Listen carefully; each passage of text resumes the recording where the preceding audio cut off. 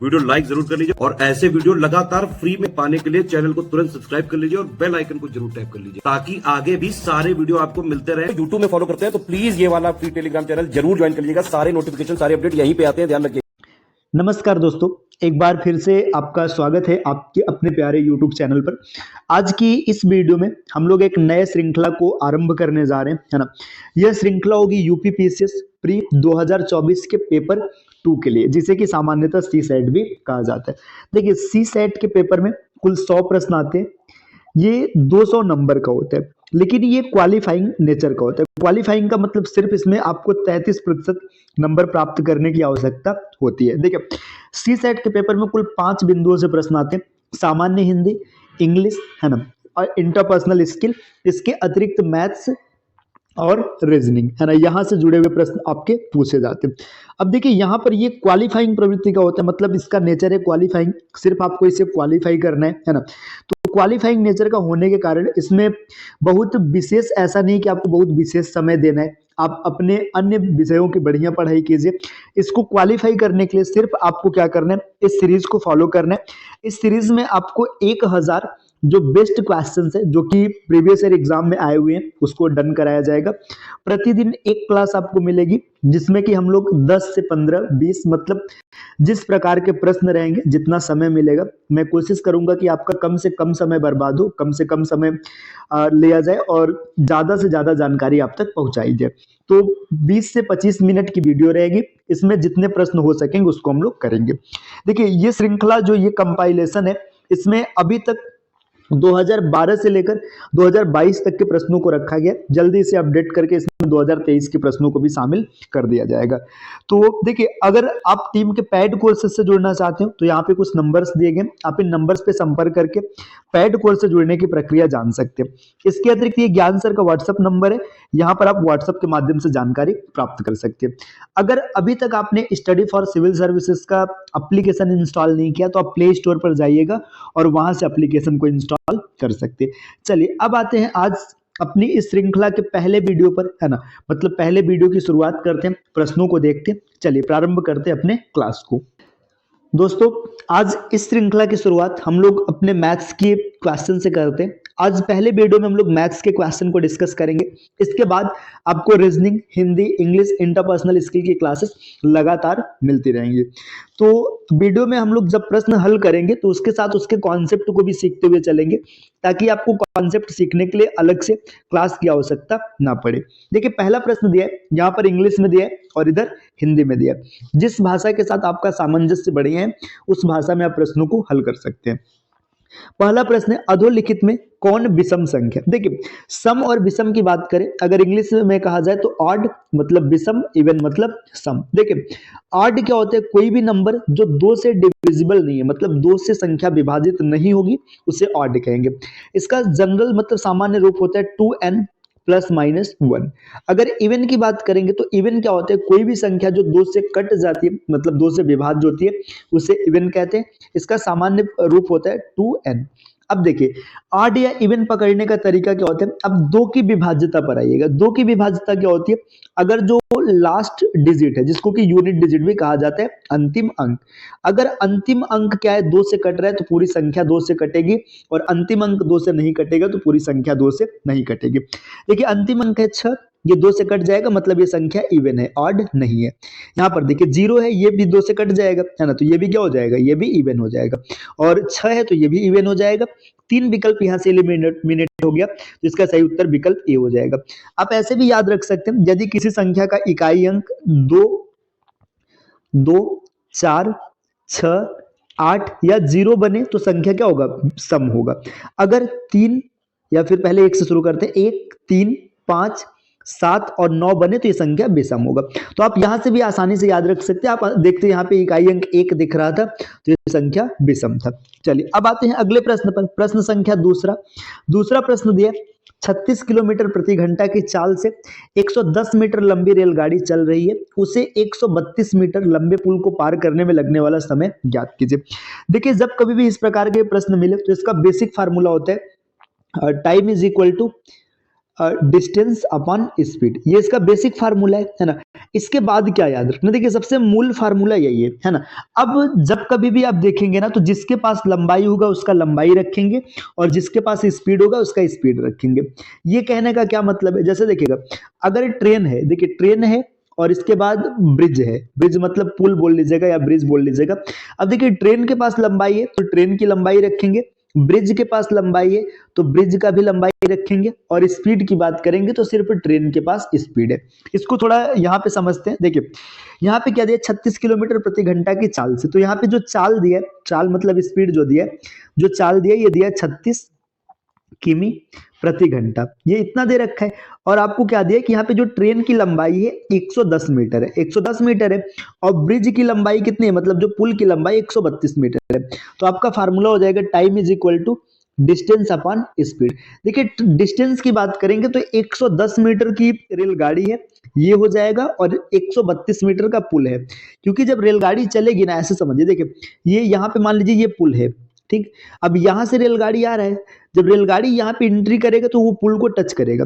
पहले तो जब इतनी दूरी तय करेगा ना, देखिए ये रेलगाड़ी, मान लीजिए ये रेलगाड़ी है, ठीक। अब इसने टच किया, अब देखिए ये रेलगाड़ी यहाँ से ऐसे आगे बढ़ेगा है ना। जब ये वाला सिरा इसको पार कर जाएगा तब तो मानेंगे कि इसने पार किया हुआ है ना। बात समझ में आ रही है ना। देखिए एक बार फिर से समझाते हैं। देखिए यहाँ पे ये ब्रिज है, ठीक, ये ब्रिज है ना। रेलगाड़ी आया, ये रेलगाड़ी इसको टच किया, जब टच किया तो अभी यहाँ पे टच किया, रेलगाड़ी इसमें एंट्री करेगा, ऐसे आगे बढ़ेगा, ठीक। मान लीजिए यहाँ रेलगाड़ी है, अब रेलगाड़ी यहाँ से ऐसे आगे बढ़ता चलेगा। यहाँ पे देखिए ये इसका जो हेड है, हेड यहाँ पे आ गया है ना, मतलब ये इंजन हो गया। अब इसने इंजन को टच किया, देखिए यहाँ पर इंजन को टच किया, जब रेलगाड़ी यहाँ पे इसका टेल आएगा, मतलब इतना आगे बढ़ जाएगा, तो देखिए यहाँ पे टोटल रेलगाड़ी ने कितना दूरी तय किया, एक ये दूरी तय किया है और साथ में इतनी दूरी तय की है। तो यहाँ पे इसीलिए क्या होता है कि जिसके पास लंबाई होती है सबकी लंबाई रखनी होती है। तो आपका टाइम हो जाएगा, time is equal to distance की बात करेंगे तो 110 और प्लस में 132। अब यहाँ पे स्पीड कितना है, स्पीड है 36 किमी प्रति घंटा। 36 किमी को मीटर प्रति सेकंड में बदलना है। तो देखिए जब कभी भी किमी प्रति घंटा को मीटर प्रति सेकंड में बदलना होता है तो 5/18 से गुणा करते हैं, और मीटर प्रति सेकंड को किमी प्रति घंटा में बदलना होता है तो 18/5 से गुणा करते हैं। तो इसमें अगर 5/18 से गुणा करेंगे तो 5/18 से गुणा करने पर आपका जो सही उत्तर आएगा ये आएगा 10। आप इसको कैलकुलेट कर सकते हैं, 36 × 18/5 10 आ जाएगा। तो टाइम आपको मिल जाएगा 242/10, मतलब 24.2 सेकंड। तो इसका सही उत्तर विकल्प बी हो जाएगा। उम्मीद है आपको समझ में आया होगा। अगले प्रश्न पर आते हैं, प्रश्न संख्या 3। प्रश्न संख्या 3 यहाँ पर दिया है, a/3 b/4 और c/7 ये आपस में बराबर है। तो आपको बताना है a + b + c का मान कितना हो जाएगा। देखिए ऐसे संदर्भ में क्या करना होता है, जब कभी भी ऐसी स्थिति दिखे तो आप इसको पूरा भी हल करके निकाल सकते हैं बेसिक तरीके से। अन्यथा जो बट्टे में दिखता है वही इसका मान है। a बराबर हो जाएगा 3, b बराबर हो जाएगा 4 और c बराबर हो जाएगा 7, ठीक। इतना मिल गया। अब a b c, अब तीनों को जोड़ेंगे तो देखिए 3 4 7 और 7 14, अब बटे में c का मान है 7, इसको रख देंगे तो आपका आंसर मिल जाएगा 2। इसका सही उत्तर होगा विकल्प बी। अगले प्रश्न पर आते हैं, प्रश्न संख्या 4। 4 में दिया है ए तथा बी की मासिक आय 4:5 में है तथा उनके मासिक व्यय 7:9 में है। यदि दोनों ही 50 रुपए प्रति माह की बचत करते हैं तो उनकी ए की मासिक आय कितनी। अब कहानी समझिएगा, ए और बी दो लोग हैं, है ना, ए और बी दो लोग हैं। यहाँ पर इनका इनकम है और यहाँ पर इनका एक्सपेंडिचर है, मतलब खर्चा है। अब इन्होंने कमाई किया, खर्चा किया, अब बचेगा यहाँ पे इसकी सेविंग है। सेविंग मतलब जो बचत है। अब समझिएगा ए की जो मासिक आय है ये 4 है ना, इनकम 4 है, और जो बी की मासिक आय है ये कितना, ये 5 है। इनका जो खर्च है, खर्च का अनुपात देखिएगा, ये खर्च है 7 इसका और इसका है 9। अब यहाँ पर ये नंबर है ना, तो इसको थोड़ा सा हम लोग क्या करते हैं, इसको कन्वर्ट करते हैं इस रेशियो को सही करने के लिए। मतलब रेशियो को सही करने के लिए यहाँ पे इसका मल्टीप्लायर लगाते हैं जो इसका गुणज होगा। तो हम मान लेते हैं यहाँ पे इसका मल्टीप्लायर x है और इसका मल्टीप्लायर y है। तो आप यहाँ पे मल्टीप्लाई करेंगे, 4x ये कमा रहा है, ये 5x कमा रहा है, ये खर्चा कर रहा है 7y और ये खर्चा कर रहा है 9y। अब ये खर्चा होने के बाद ना दोनों के पास देखिए, ए के पास भी 50 रुपए बच रहे हैं और बी के पास भी कितने रुपए बच रहे हैं, 50 रुपए बच रहे हैं। यहाँ पे ये दो इक्वेशन बने। अब इन दो इक्वेशन को आप हल करेंगे, दोनों को हल करने के बाद आपको उत्तर मिलेगा। आपसे पूछा है कि ए की मासिक आय कितनी है। अब समझिएगा इस प्रश्न को हल करना है। देखिए 4x - 7y = 50, आगे दे रखा है 5x माइनस 9y बराबर 50। अब इसमें क्या करते हैं, ऊपर हम लोग गुणा कराते 5 से और नीचे गुणा कराते 4 से, ताकि ये क्या हो जाए, ये समीकरण में बराबर हो जाए। जब गुणा कराएंगे तो आपको ऊपर मिलेगा, देखिए यहाँ पे मिल जाएगा 20x और माइनस 35y बराबर 5 से गुणा कराएंगे तो 250 और नीचे मल्टीप्लाई कराते हैं 4 से, तो 20x माइनस और 9 चौका 36y और बराबर मिल जाएगा 200।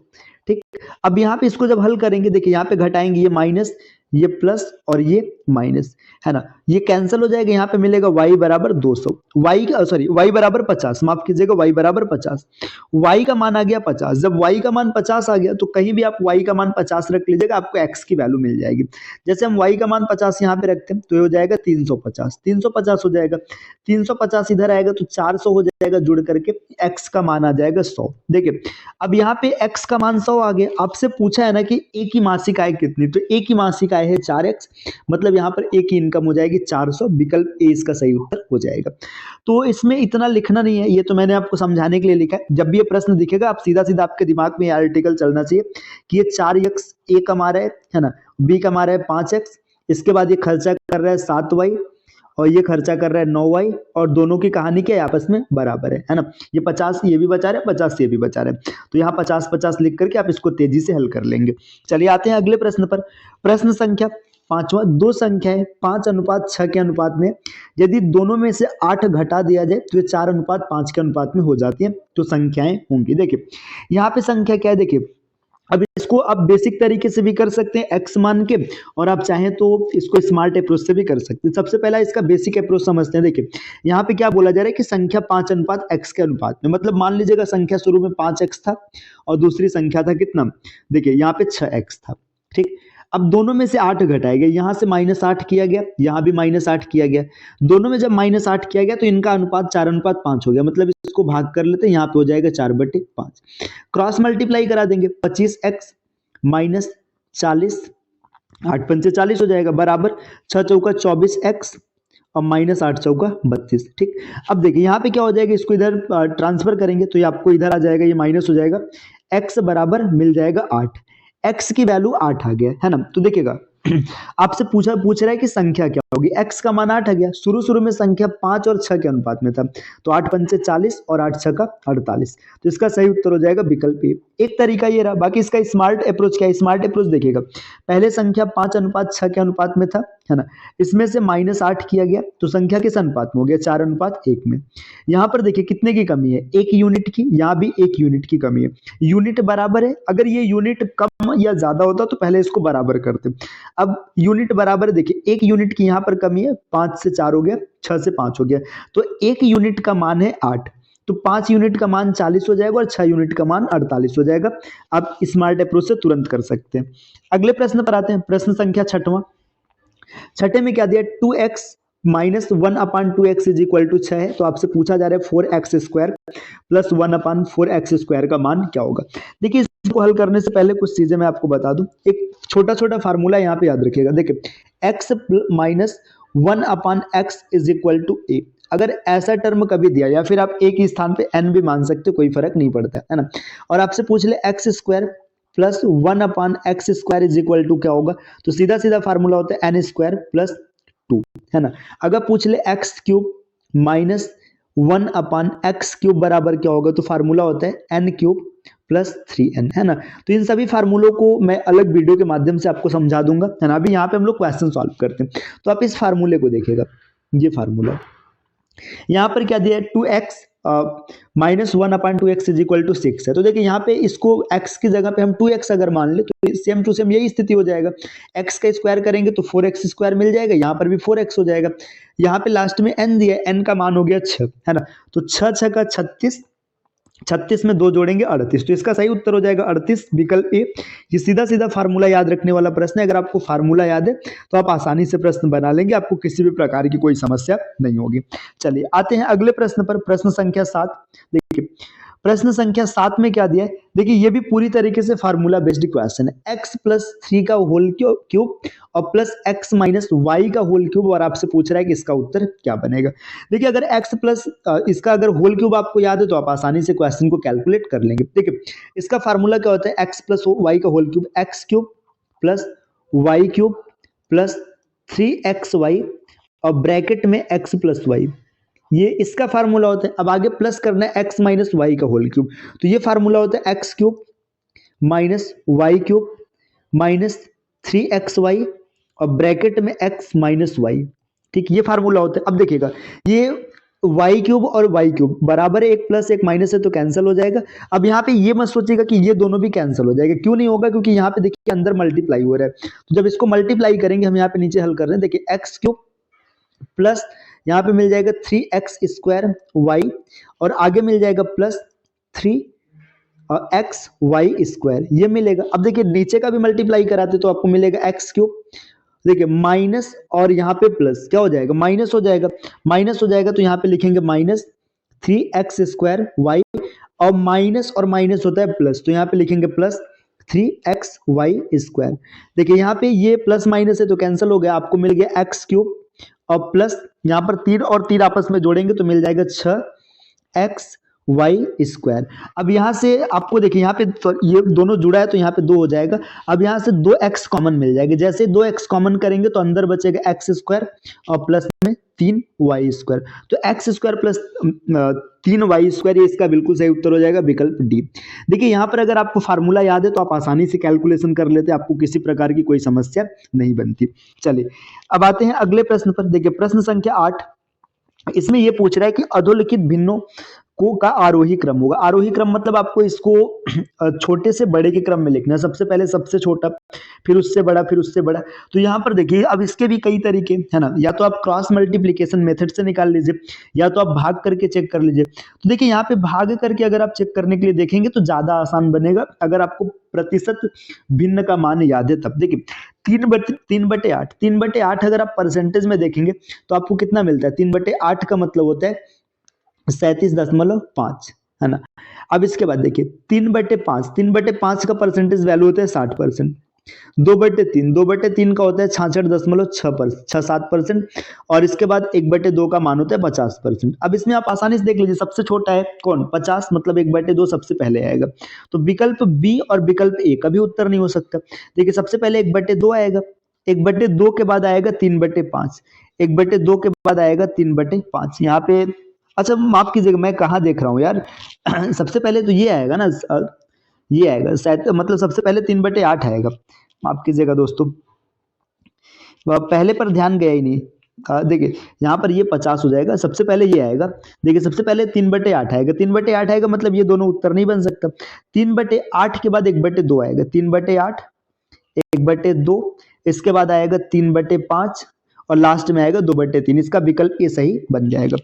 अगले प्रश्न पर आते हैं, प्रश्न संख्या 9। प्रश्न संख्या 9 में क्या दिया, यदि x और y धनात्मक पूर्णांक है जो समीकरण x² माइनस y² बराबर 11 को संतुष्ट करते हैं तो x² प्लस y² का मान क्या होगा। देखिए यहाँ पे क्या दिया, यहाँ पर दे रखा है x² माइनस y² बराबर 11। अब x² माइनस y² को आप ऐसे तोड़ सकते हैं, x प्लस वाई एक कोष्टक में और x माइनस वाई दूसरे कोष्टक में बराबर 11। 11 को आप ऐसे लिख सकते हैं 11 गुणे 1, है ना। देखिए जब कभी भी ऐसे नंबर्स मिलेंगे तो इनका प्राइम फैक्टर करना होता है। x प्लस वाई का मान है 11 और x माइनस वाई का मान है 1, यहाँ से x और y मिल जाएगा आराम से, है ना। देखिए x प्लस वाई बराबर 11 और x माइनस वाई बराबर 1। अगर हम इसको हल करेंगे तो हमें पता चलेगा x बराबर 6 और y बराबर 5, आप इसको हल कर सकते हैं। ठीक, देखिए हल कैसे करेंगे, अब यहाँ पे देखिए दोनों कट जाएगा, तो x बराबर 12 तो x बराबर 6 और x की वैल्यू जब 6 रखेंगे तो y की वैल्यू 5 मिल जाएगी। अब यहाँ पे 5 मिल गया, अब आपसे क्या पूछा जा रहा है, आपसे पूछा जा रहा है x² प्लस y², तो x² मिल जाएगा 36 और y² मिल जाएगा 25, है ना। 36 और 25 को जोड़ेंगे तो आपको मिलेगा 61, इसका सही उत्तर होगा विकल्प ए, सॉरी सी। अब आते हैं अगले प्रश्न पर, प्रश्न संख्या 10। 10 में दिया एक घन के प्रत्येक कोर को 50% बढ़ा दिया गया जाता है तो इसके पृष्ठीय क्षेत्रफल में कितनी प्रतिशत वृद्धि होगी। देखिए जब कभी भी इस प्रकार के मतलब वृद्धि वाले प्रश्न मिले या कमी वाले प्रश्न मिले तो आपको कुछ चीजें याद रखना है। अगर 1D मतलब सिर्फ एक बीमा में परिवर्तन हुआ है तो आंसर सेम होगा। एक बीमा मतलब इससे त्रिज्या हो गया, लंबाई हो, जैसे कि लंबाई चौड़ाई ऊंचाई तीन चीजें होती हैं, है ना। अगर सिर्फ 1D मतलब या तो लंबाई हो गया या तो त्रिज्या हो गया, मतलब जिसमें एक बीमा है तो आंसर सेम रहेगा। अगर 2D में परिवर्तन होगा तो यहाँ पे 2D का सक्सेसिव लगाएंगे, है ना। अगर सक्सेसिव का मतलब देखिए यहाँ पे क्या होगा ना, मतलब जो सक्सेसिव चेंज होता है वो दो में रहेगा। अगर 3D में होगा तो 3D का सक्सेसिव लगेगा, मतलब 3 का सक्सेसिव लगेगा। यहाँ पे इसको समझाते देखिए 50% की वृद्धि हुआ है ना, तो आप सीधी सी बात है 50 का सक्सेसिव लगाएंगे। देखिए x plus y plus x y बटे 100 ये फार्मूला लगेगा। x का मान 50, y का मान 50, मतलब दोनों 50-50 हो जाएगा, 2D हो जाएगा। तो 50-50 100 और प्लस में 50-50 में 2500 और बटे 100। जब इसको कैलकुलेट करेंगे तो आंसर आ जाएगा सीधा सीधा 125। विकल्प डी इसका सही उत्तर बनेगा, है ना। देखिए इसमें 10 प्रश्न आज हम लोगों ने हल किया। जिस भी प्रश्न में आपको दिक्कत हुआ है कमेंट कीजिएगा, उसका एक अलग वीडियो हम बना देंगे। जिस प्रकार आपको जिस टॉपिक में भी दिक्कत होगी उसको कमेंट करके बताइएगा, उसका एक अलग वीडियो बना दिया जाएगा। तो आज ये हम लोगों ने 10 प्रश्नों को हल किया। ये श्रृंखला लगातार चलती रहेगी, है ना। मिलते हैं आपसे नए वीडियो में कुछ नए इंफॉर्मेशन के साथ। तब तक स्वस्थ रहिए, मस्त रहिए।